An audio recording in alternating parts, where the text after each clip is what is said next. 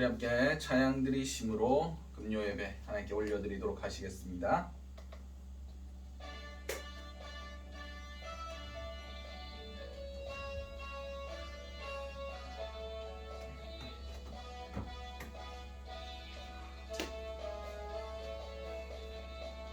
그날이 도적같이 이를 주 너희는 모르느냐. 늘 깨어 있으라 잠들지 말아라 주님과도 행하라. 항상 기뻐하라 쉬지 말고 기도하라 범사에 감사하라. 이는 예수 안에서 너희에게 향하신 하나님 뜻이니라. 평강의 하나님이 너희를 거룩하게 하시고 온몸과 영혼이 주 오실 그날에 흠없길 원하노라. 항상 기뻐하라 쉬지 말고 기도하라 범사에 감사하라. 이는 예수 안에서 너희에게 향하신 하나님 뜻이니라. 아멘.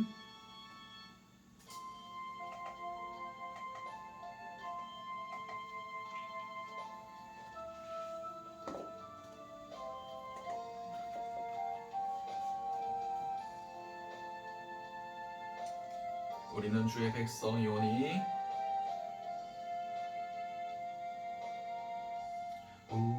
우리는 주의 백성이오니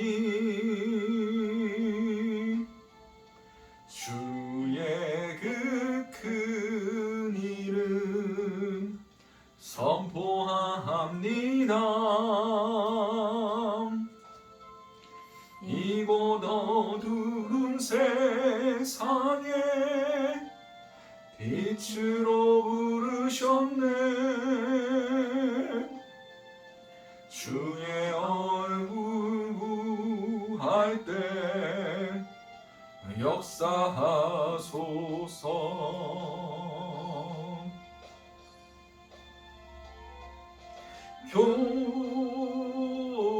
교회를 세우시고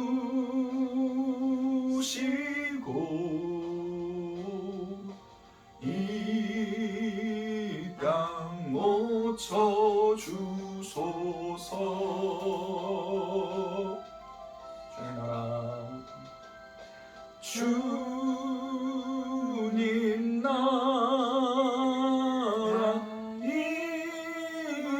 임하시고 주 뜻 이루어지이다. 아멘. 우리 우물가의 여인처럼 잠드시겠습니다.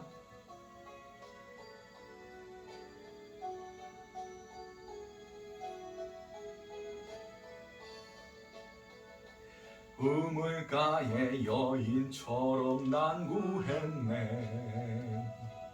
헛되고 헛된 것들을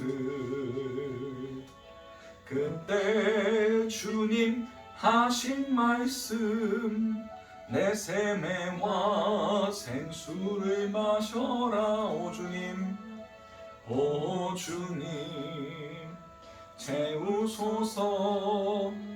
나의 잔을 높이 듭니다. 하늘 양식 내게 채워주소서. 넘치도록 채워주소서. 많고 많은 사람들이 찾았었네.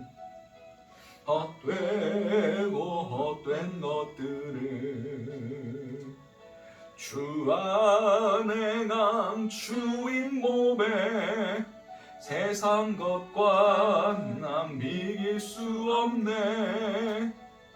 오 주님, 채우소서. 나의 잔을 높이 듭니다.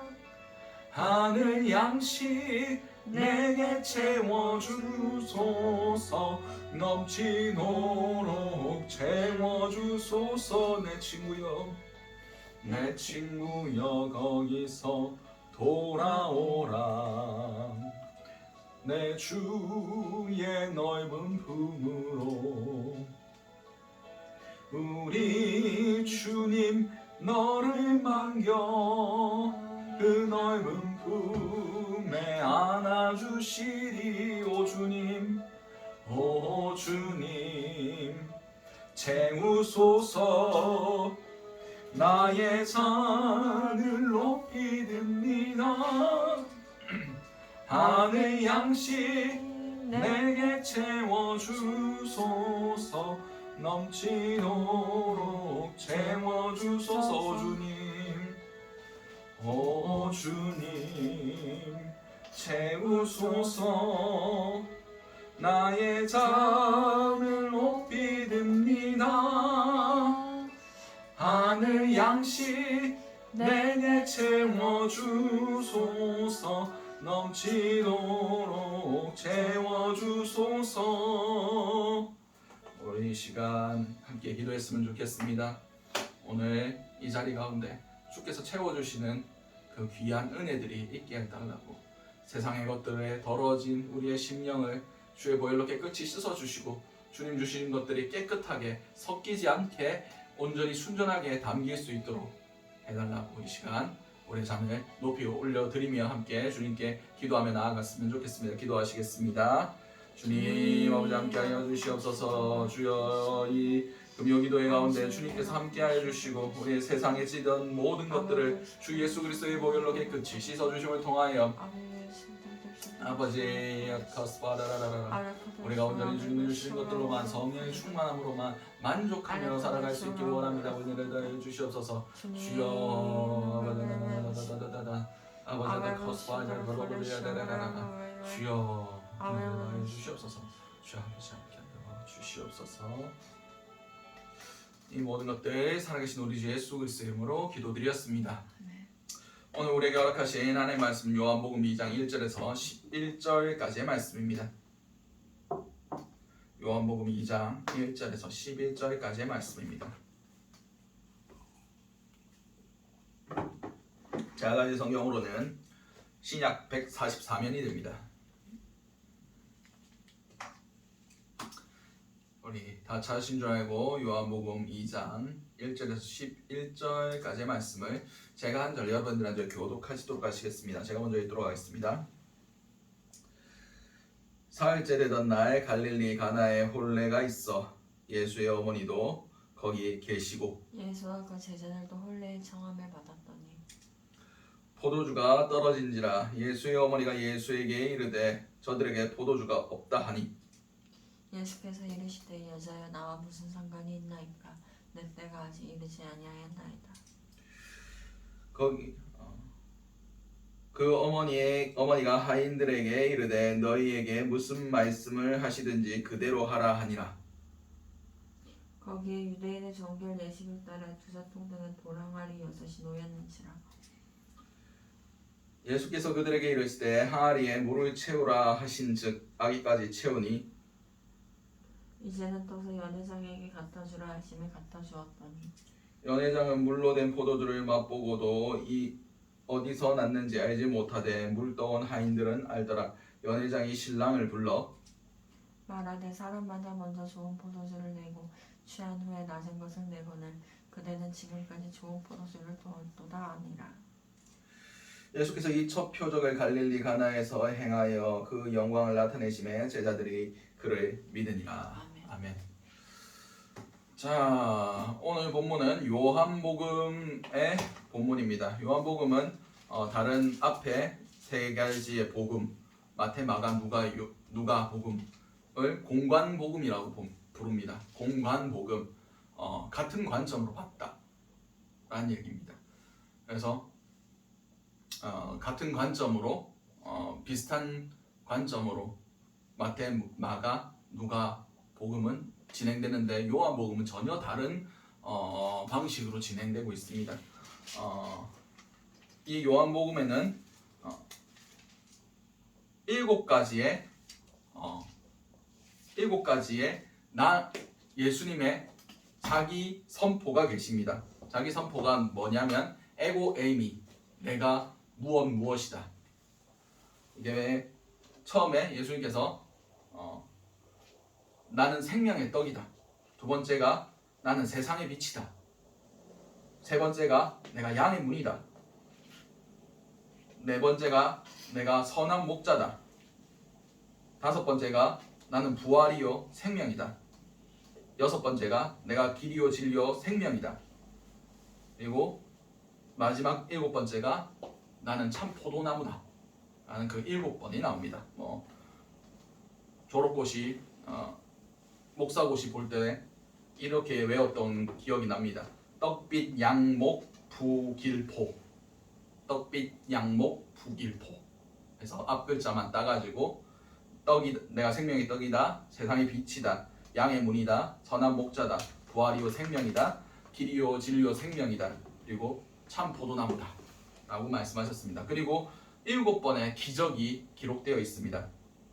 그게 뭐였냐면 오늘 본문에 기록된 물로 포도주를 만든 사건, 그리고 왕의 신하의 아들을 고치신 사건, 그리고 38년 된 병자를 고치신 사건, 그리고 오병이어의 기적, 그리고 무리를 거르신 기적, 그리고 날 때부터 소경된 자를 눈을 뜨게 한 기적, 그리고 마지막으로 죽은 나사로를 살리신 기적. 이 7가지의 기적이 적혀 있습니다. 예수님이 사시면서 나는 누구다, 나는 뭐다 7번만 하셨겠습니까? 예수님이 기적을 7번만 행하셨겠습니까? 요한복음의 끝이 어떻게 나는지 아십니까? 요한복음 21장 25절에 예수께서 행하신 일이 이 외에도 많으니 만일 낱낱이 기록되었다면 이 세상이라도 이 기록된 책을 두기에 부족할 줄 아노라. 아멘. 다시 말해서 너무너무 예수님께서 행하신 일들은 많고 가르쳐 주신 메시지들도 많고 일으키신 기적도 많고, 그렇지만 일일이 기록하다가는 이 세상이라도 다 기록한 것을 저장할 공간이 부족하다. 그만큼 많은 일들을 행하셨다. 그런데 내가 중요한 거 몇 개만 추려서 요한복음을 작성했다 라는 뜻입니다. 다분히 요한이 목적을 가지고, 그리고 성령께서 여기 중요한 7가지만 남기고 기록하신 데는 분명한 목적이 있을 거라 생각됩니다. 그래서 이제 3월 초면, 3월 첫째 주면 사순절이 시작되는데 그 전까지 이거 7가지 기적과 7가지 자기 선포, 에고 에이미, 그거를 7주간, 금요일은 기적, 수요일은 예수님께서 내가 누구다 하셨던 그것들에 대해서 한번 쭉 다뤄볼까 생각하고 있습니다. 그래서 오늘 그 첫 번째 시간, 예수님께서 일으키신 가나의 혼인잔치의 기적에 대해서 한번 나눠보도록 하겠습니다. 우선 1절부터 3절까지 보도록 하겠습니다. 사흘째 되던 날 갈릴리 가나에 혼례가 있어 예수의 어머니도 거기 계시고 예수와 그 제자들도 혼례의 청함을 받았더니 포도주가 떨어진지라. 예수의 어머니가 예수에게 이르되 저희들에게 포도주가 없다 하니. 아멘. 사흘째 되던 날이라고 시작합니다. 이 사흘째는 앞전에 1절 마지막 절에 빌립과 나다나엘을 부르신 사건 이후에 사흘째 되던 날에 일어났던 사건이다라고 표현되어 있습니다. 여기에서 갈릴리 가나에 혼례가 있었다라고 성경 기록하고 있습니다. 이 가나라는 이름은 갈대라는 뜻입니다. 그 가나 지역에 갈대가 많았나 봐요. 이제 갈릴리 지역이 호수 근처니까 우리 호숫가에 물가에 저수지에 옆에 갈대가 많은 거 보셨지 않습니까? 그렇듯 이 가나 지역에는 갈대가 많았던 것 같습니다. 그래서 그 지역 이름을 갈대라고 해서 가나라고 지었던 것 같습니다. 이 가나 지역에 혼례가 있었다라고 성경 기록합니다. 유대인들에게 이 혼례는 굉장히 중요합니다. 뭐 혼례가 안 중요한 게 한 나라가 있겠습니까? 근데 요새는 코로나 시국이라 제가 결혼식을 잘 가본 경험이 요새 별로 없는데, 요새 항상 성수기일 때 결혼도 많이 하실 때 거의 1시간이나 30분 안에 한 팀 빠지고 한 팀 빠지고 한 팀 빠지고 이렇게 계속해서 돌아갔던 것이 기억납니다. 그렇듯 성수기 때 그렇게 빨리 그 번갯불에 콩 볶아 먹듯 그렇게 빨리 진행되었지만, 이 유대인들의 혼례는 굉장히 중요한 축제처럼, 그래서 절차도 꽤 복잡했고, 그리고 7일간 축제를 즐겼던 그런 것들을 문헌을 통해서 알 수가 있습니다.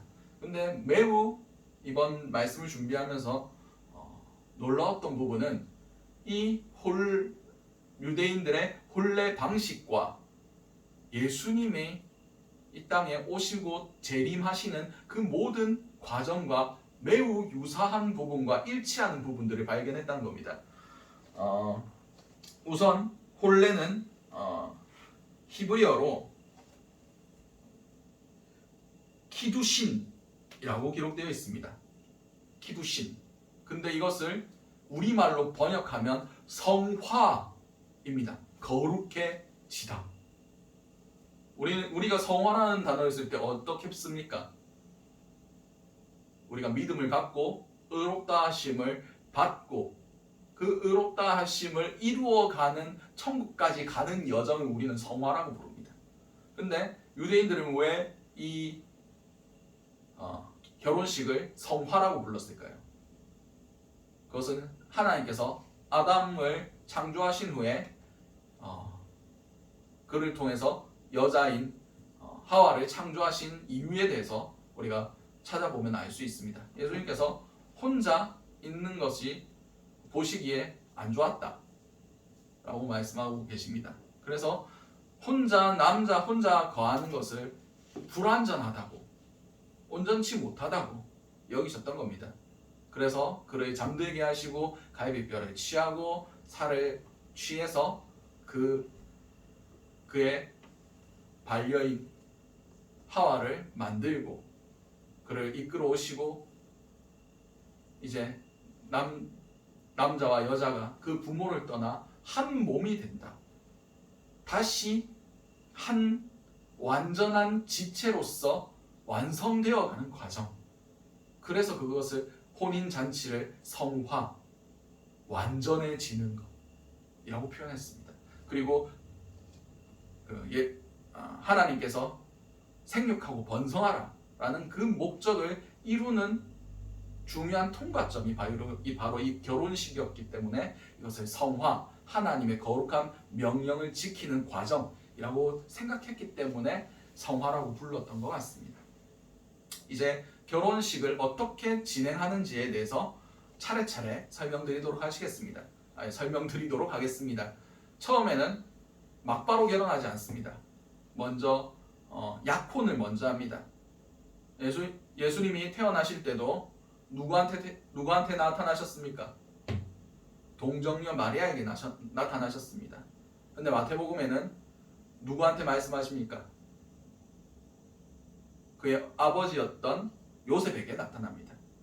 그가 이미 정혼했던 약혼을 한 사이였지만 아직 결혼식을 치르지 않은 그런 상황 가운데 임신한 것이 드러나니까 그렇게 조용히 가만히 지우려고 그렇게 묻으려고 했던 것을 성경을 통해서 우리가 알 수 있습니다. 그렇듯 먼저 약혼을 합니다. 약혼을 할 때 어떻게 하느냐? 신부 집에 신랑이 찾아갑니다. 아직 결혼 안 한 사이가 아니니까 그냥 남자가 찾아가죠. 남자가 찾아가서 지참금을 냅니다. 지참금은 당시에 한 사람은 노동력이었습니다. 농경 사회고 그렇게 사람의 그런 노동이 많이 필요한 그런 상황, 그런 시대였으니까 한 사람을 노동력으로 봤습니다. 그래서 그 사람에 관한 노동력의 대가를 그 신부가 신랑 집으로 신랑 혼인하고 결혼함을 통해서 손실된 그 노동력분의 돈을 내야 되는 게 전통이었습니다. 이것이 지참금이었습니다. 이것을 어떻게 표현합니까? 이 신부의 집을 이 세상이라고 쳐봅시다. 초림하신 예수 그리스도께서 이 세상에 오신 겁니다. 그리고 아버지, 그 아비의 가정에 속해 있던 그 사람을 돈을 주고 자신의 소유로 내 가정의 아내로 맞이하기 위해서 지참금을 지불합니다. 이것은 무엇을 의미합니까? 예수 그리스도의 십자가의 대속을 의미합니다. 이제 약혼을 한 사이면 동침하지 않는 관계에서 그 소유권이 아버지의 집에서 이 신랑에게 넘어옵니다. 그래서 요셉과 마리아가 동침은 하지 않았을 때 동거할 수 있었던 겁니다. 더 이상 이 아버지가 이 딸에 대해서 함부로 어떻게 할 수 없는 그런 상황 가운데 놓입니다. 왜냐하면 신랑에게 소유권이 넘어갔기 때문입니다. 이미 지참금으로 돈을 지불했기 때문에. 더 이상 죄와 사망이 우리의 주인 노릇하던 그것을 예수 그리스도의 피값으로 사심을 통해서 더 이상 세상이 우리를 정죄할 수 없다는 것을 의미하고 있습니다. 그리고 신랑이 이제 그 모든 지참금과 계약들이 끝나고 포도주를 한 잔 따라서 신부에게 줍니다. 이것은 무엇을 의미합니까? 예수 그리스도의 성찬을 의미합니다. 이것은 너희를 위해서 흘리는 내 피니 받아 마시라. 그런 걸 통해서 우리가 예수 그리스도를 우리 안에 모시는 겁니다. 진정한 이제 부부로서의 계약을 맺는 거죠. 그러나 이것은 불완전합니다. 예수님이 다시 오실 때야만 이 혼인 관계가 완전하게 완성이 되지 아직 불완전한 단계에 있습니다. 그래서 이제 신랑이 돌아가고 날짜를 잡은 다음에 이제 그 결혼식 날 유대인들은 저녁으로부터 하루가 시작됩니다. 그래서 밤에 대부분 신랑과 신랑의 친구들이 신부 집으로 찾아옵니다. 나팔을 불면서 풍악을 울리면서 기쁘게 신랑이 신부 집으로 찾아옵니다. 그때 열처녀 비유와 같은 그런 상황이 오는 겁니다. 신랑이 언제 올지 모르니까 밤에 등불을 준비해서 신랑을 기다리는 겁니다. 이것은 재림하실 예수 그리스도를 기다리는 그런 모습입니다. 그리고 이제 그 신부를 데리고 신랑의 집으로 갑니다. 신랑의 집에 가서 그 신랑의 집에서 7일간 혼인 잔치를 벌이는 것이 이게 바로 천국 잔치입니다.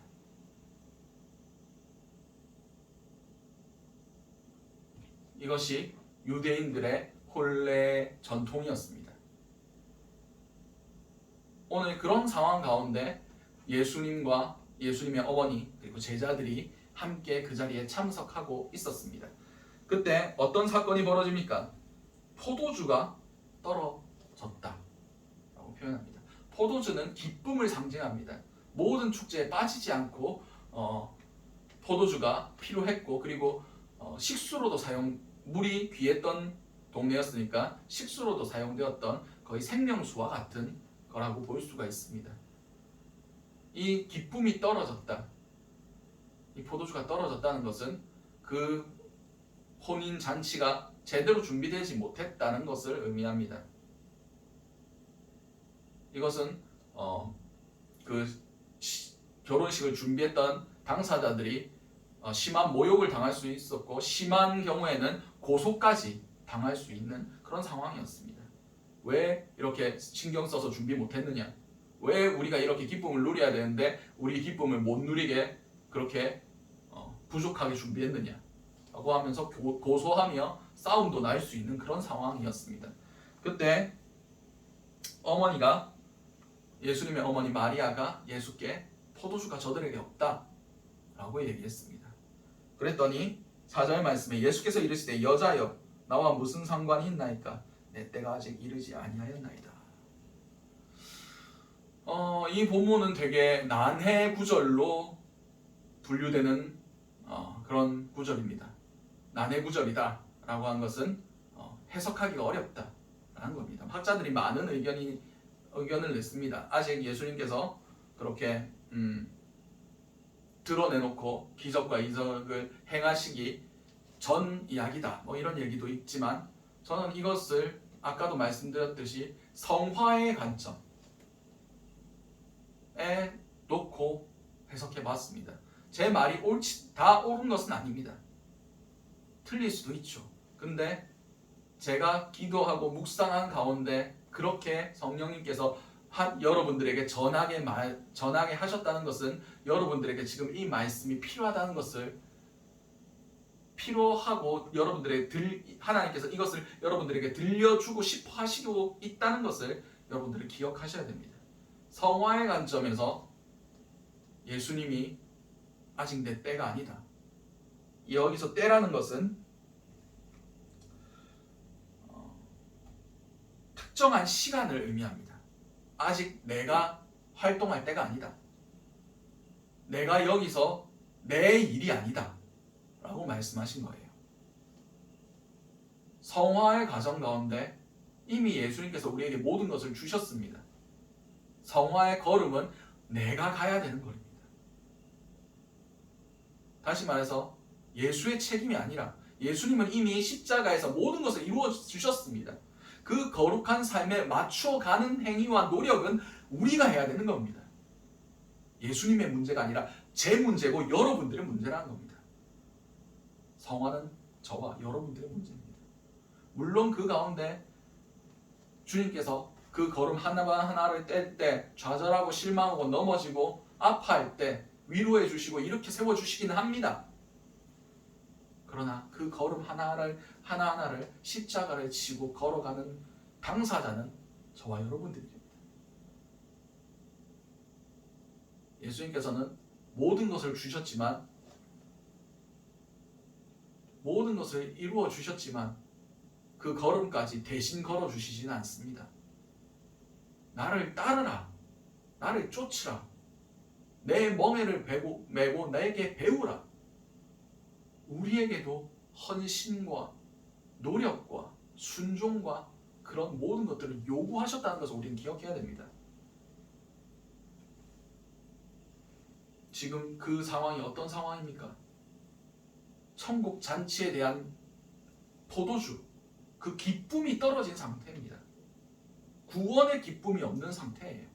구원에 대한 소망이 떨어져 가는 상황이고, 성화의 걸음 가운데 지금 문제가 생긴 상황입니다. 이건 전적으로 예수 그리스도의 책임이 아니라 우리의 책임이라는 겁니다. 그럼에도 예수님께서 뭐라고 말씀하십니까? 5절 말씀에 그의 어머니가 하인들에게 이르되 너희에게 무슨 말씀을 하시든지 그대로 하라 하니라.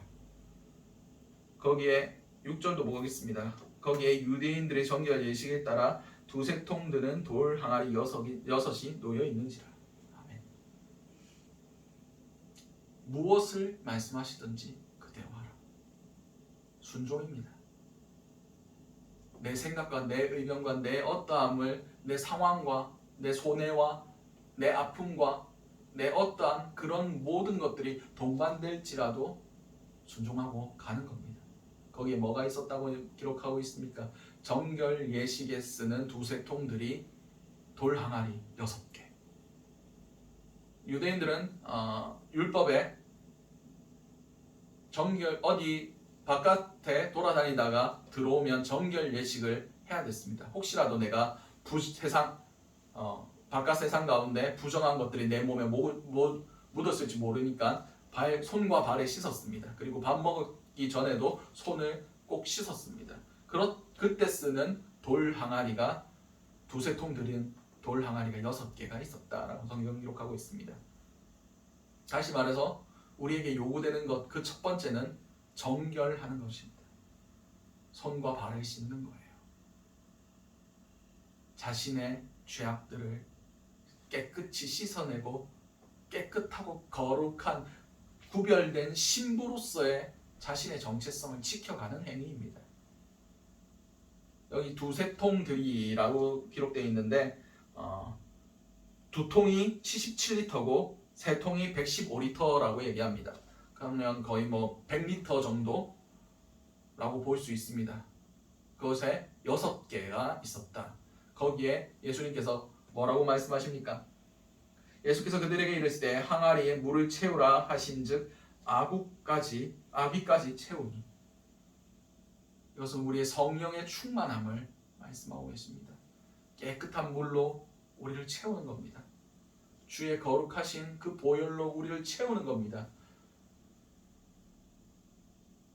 주의 기름 부으심으로 우리를 가득 채우는 겁니다. 성화는 다른 게 아닙니다. 우리 가운데 예수를 가득 채워가는 것. 나는 죽어지고 내 안에 예수께서 살아나시도록 나를 비워내는 것. 그것이 성화입니다. 아기까지 다 채운 뒤에 예수님께서 뭐라고 말씀하십니까? 이제 떠서 연회장에게 갖다 주라 하심에 갖다 주었더니. 방금 거기에 누가 뭘 채웠습니까? 종들이 물을 채웠죠. 물을 채운 걸 뻔히 다 아는 게 종들입니다. 근데 지금 뭐라고 말씀하십니까? 이제 떠서 갖다 줘라.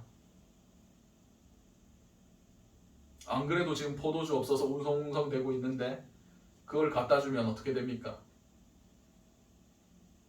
말도 안 되는 일이죠. 종들이라고 얘기하고 있습니다. 계급이 낮은 사람들입니다. 매질을 당하든 뭘 당하든 변명할 수 없는 그런 사람들이 종들이었습니다. 근데 그것을 연회장에 갖다 준다는 것은 목숨을 걸어야 되는 일일 수도 있었습니다. 목숨을 거는 순종이 필요한 상황이었습니다. 성화는 무조건 순종하는 겁니다. 방금 내가 떠나온 물인데 내 의견, 내 생각 안 중요합니다. 그냥 주님께서 시키시면 하는 겁니다. 그랬더니 어떻게 되었습니까? 연회장은 물로 된 포도주를 맛보고도 다시 어디서 났는지 알지 못하되 물떠온 하인들은 알더라. 연회장이 신랑을 불러 말하되 사람마다 먼저 좋은 포도주를 내고 취한 후엔 낮은 것을 내거늘 그대는 지금까지 좋은 포도주를 두었도다 하니라. 아멘. 연회장이 나옵니다. 연회장은 웨딩 플래너 정도로 얘기할 수 있겠죠. 결혼에 관한 전반적인 것들을 다 관리하는 사람입니다. 연회장이 그 포도주를 맛보고는 이것이 어디서 났는지 모릅니다. 그런데 그 역사에 참여했던 종들은 이것이 무엇인지 알 수 있습니다. 그렇습니다. 우리의 성화라는 것은 물이 포도주로 변하는 과정입니다. 우리의 성분 자체가 바뀌는 거예요. 우리의 부족한 것들이 예수 그리스도의 것들로, 우리의 썩어질 것들이 썩지 아니한 것들로 바뀌어가는 과정입니다. 그런데 그것이 어떤 겁니까? 연회장이 신랑을 불러서 얘기합니다. 사람들마다 처음에는 좋은 거 내고 취한 후에 질 낮은 걸 낸다. 당연히 그렇겠죠. 처음에 미각이 살아있고 술에 취하기 전에 좋은 거 먹으면 아, 좋은 술 좋네. 하지만 나중에 취하고는 술이 술인지 물이 물인지 분간을 못합니다. 제가 먹어봐서 그렇다는 건 아니고 사람들이 그러다고 하더라고요.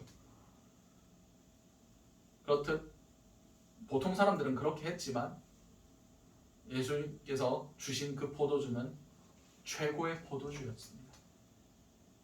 다시 말해서 우리가 변화되는 그 모습들은 이 세상이 줄 수 없는 우리의 겉모습은 날로 후패해지고 썩어지고 볼품 없어지지만 예수를 닮아가는 그 모습은 날로 아름다워지고 우리의 성품과 우리의 모든 것들이 예수를 닮아가는 그런 모습으로 되어져 간다라는 것을 상징적으로 보여주는 말씀입니다.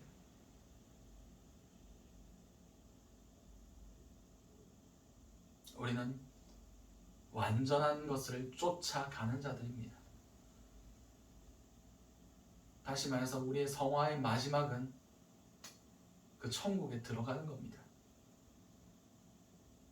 이 기쁨을 가지고 주님께서 우리에게 주신 이 기쁨을 가지고 예수님 모습으로 닮아가는 것, 우리가 품을 수 없는 그 선하고 아름다우신 주님의 가르침 쫓아가는 것, 그것이 바로 예수 그리스도의 혼례에 참석하는, 천국 잔치에 참석할 수 있는 자격이라고 지금 말씀하고 계십니다. 거룩한 신부로 자신을 준비한 자만이 결혼식장에 들어갈 수 있습니다. 그리고 그 7일간의 기쁨의 축제를 마음껏 즐길 수 있는 자격이 됩니다. 우리가 재림의 주를 맞이하기 위해서는 우리 스스로를 준비해야 됩니다. 정결하게 순종함으로 주님 주신 기쁨 안에서, 천국을 소망하는 그 안에서 우리의 발걸음을, 마지막까지의 그 걸음을 멈추지 아니하고 나아가야만 합니다. 11절 말씀입니다. 예수께서 이 첫 표적을 갈릴리 가나에서 행하여 그 영광을 나타내시며 제자들이 그를 믿으니라. 아멘. 그렇습니다. 우리는 가나, 갈대 같은 존재들입니다. 우리가 아직 지금 이 현상 가운데 우리에게 주신 그 구원의 기쁨, 그 천국에 대한 소망은 갈대처럼 세상의 상황들에 따라 이리저리 흔들립니다. 그럼에도 우리는 가야 됩니다. 주님이 가신 길이시고 주께서 우리에게 따라오라고 명령하신 길이기 때문입니다. 이 걸음 가운데 예수 그리스도께서는 대신 걸어가 주진 않으십니다. 함께 걸어가 주시긴 하지만